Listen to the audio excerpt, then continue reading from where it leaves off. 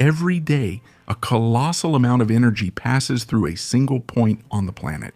A narrow corridor surrounded by military tensions, geopolitical disputes, and interests that drive entire economies, the Strait of Hormuz. About 1/5 of all the oil consumed in the world passes through there. A continuous flow of ships that keeps industries running, supplies cities, and sustains the pace of the global economy. But there's a problem. In some sections, this corridor is narrow enough to turn any incident into a global domino effect. A damaged ship, a regional crisis, a strategic blockade, and within hours the impact spreads across the planet. Prices skyrocket, supply chains stop, markets go on alert. Faced with this vulnerability, a question that has intrigued engineers and strategists for decades arises. What if it were possible to bypass it completely? The Strait of Hormuz. Stay with us for the next few minutes and learn how an idea that seems simple on the map can be one of the most complex ever imagined by modern engineering. To better understand the possible alternative project for Hormuz, you need to look closely at the map, and most importantly, understand what is hidden in it. At the northern tip of Oman, there is a territory that seems to extend into the Strait of Hormuz like a natural barrier. It's the Musandam Peninsula, an isolated enclave from the rest of the country, surrounded by the United Arab Emirates and positioned right at the entrance to the Persian Gulf. On one side are some of the world's largest oil producers. On the other, the direct route to the open ocean. And between these 2 points, there's a distance that, on certain maps, seems relatively short. In certain sections of the territory, just a few dozen kilometers of land separate two of the most important maritime corridors on the planet. It's precisely this proximity that fuels a recurring proposal in global geopolitics: to create a direct passage avoiding the Strait of Hormuz. In theory, it seems like a logical solution. In practice, when we leave the map and look at reality, a new question arises. What actually exists in this territory that has never allowed this idea to get off the ground?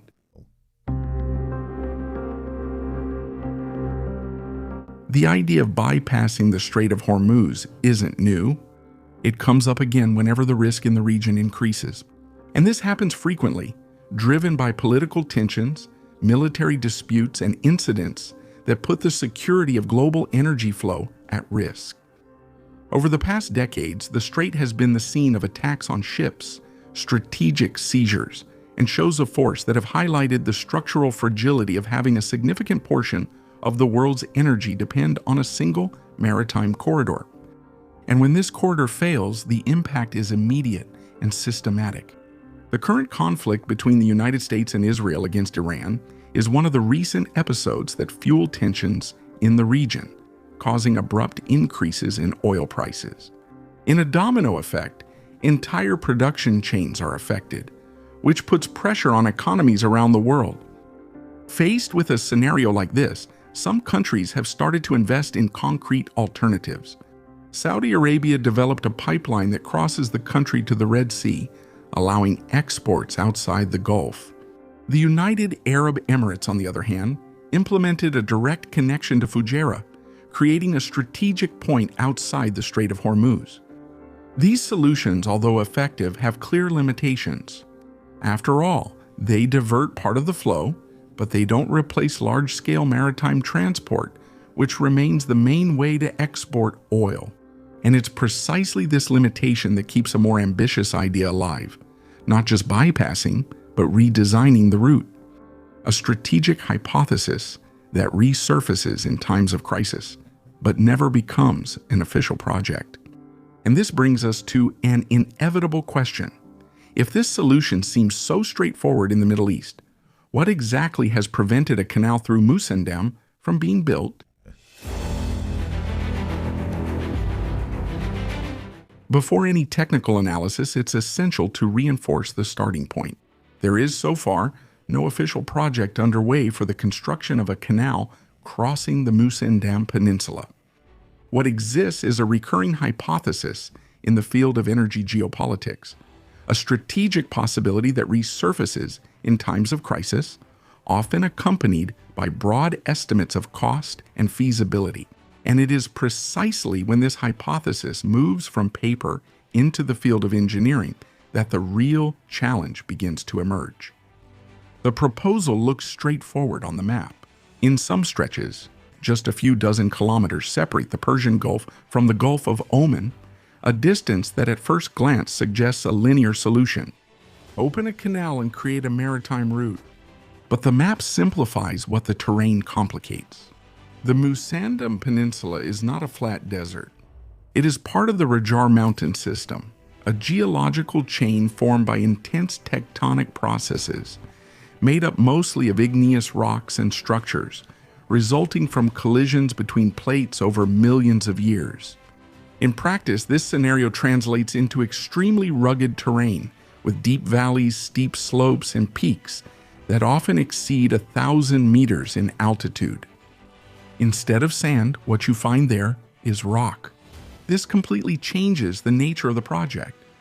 Building a route in this environment would mean removing gigantic volumes of rocky material on a scale comparable to the largest excavation operations in the world. But excavation is just the first challenge. For this project to have strategic relevance, it would need to accommodate very large crude carrier ships, or simply VLCCs, the largest oil tankers in operation. These vessels can exceed 300 meters in length and carry about 2 million barrels per trip. A profundidade navegável teria Reach values on the order of dozens of meters, possibly around 25 meters or more, and the width would need to allow for safe maneuvers with minimal margins for error. The canal would also have to maintain constant hydraulic stability, dealing with currents, tidal variations, and possible turbulence effects in confined sections. Now imagine maintaining these conditions while crossing a mountain range. Each segment would require specific solutions for excavation, containment, and structural stabilization. And that brings us to one of the most critical points, the subsurface. The Musandam region is a direct result of complex tectonic events, including abduction processes and continental collision, which generate stacks of rock layers, faults, and zones of structural weakness. In other words, the terrain is not homogeneous and would require extremely detailed geotechnical investigation. And this complexity significantly increases the risk of the project, because a structure of this size is not just excavated, it requires continuous operation. Sedimentation, erosion of the banks, slope instability, and the need for constant drainage would be part of the operational routine. In other words, it's not just about building a passage, but about keeping a complex system active over decades. And then the question of cost arises. Without consolidated official studies, any number should be treated as an estimate. Even so, when compared to projects like the Panama Canal or major global infrastructure projects, it is reasonable to assume that the Musandam Canal could reach extremely high figures, possibly in the tens or even hundreds of billions of dollars. But perhaps the most important point is not the cost or the technical side, but the outcome. Because even if all these challenges are overcome, the question remains, would this eliminate the Strait of Hormuz bottleneck?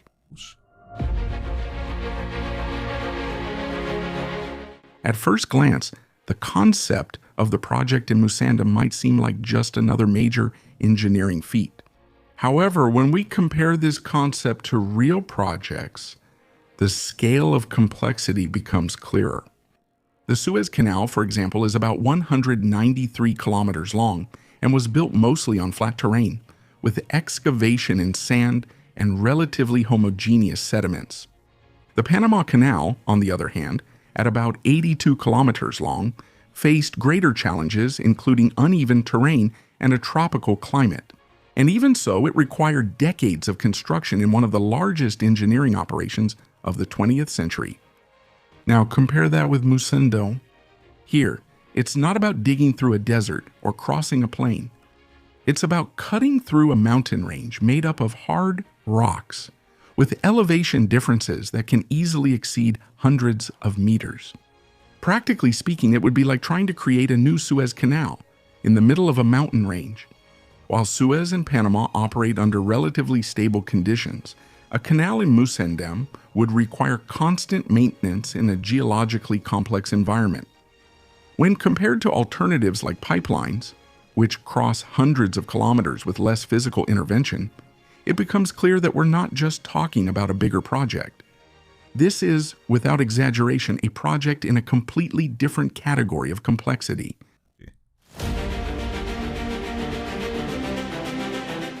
If a canal in Musandam becomes technically feasible, the impacts could be significant on the global energy landscape. The creation of an alternative route would reduce some of the dependence on the Strait of Hormuz. This would increase the logistical resilience of exporting countries and consequently offer greater visibility to the international oil market. In crisis scenarios, this alternative could act as a buffer, preventing abrupt interruptions in the energy flow. In addition, the region could attract a new wave of infrastructure associated with ports, operational bases, and logistical services related to navigation and energy. The result? More than just creating jobs, it would activate entire value chains, attracting international capital. But caution is needed. Even with a canal, the risk would not disappear. It would only take a different form. High costs, environmental challenges, and geopolitical complexity indicate that the benefits would exist, but always accompanied by clear limits. The idea of a canal in Musandam seems simple when viewed on the map. However, in practice, it would require redesigning the dynamics of one of the most complex regions on the planet. Between mountains, complex geology, and extreme technical requirements, the challenge goes far beyond excavation. And perhaps the greatest insight lies here. It's not about eliminating the bottleneck, but rather understanding that sometimes engineering doesn't solve the problem. It just moves it elsewhere. Thank you for watching this video up to this point. What do you think about the idea of building a canal in Musandam territory? Would it be feasible given these geological complexities in the medium to long term? Or really, would the role of engineering here just be shifting the underlying problem in this geopolitical scenario? Share your thoughts in the comments. I'd love to read them. I'll stop here for now. Warm regards, and see you in the next video.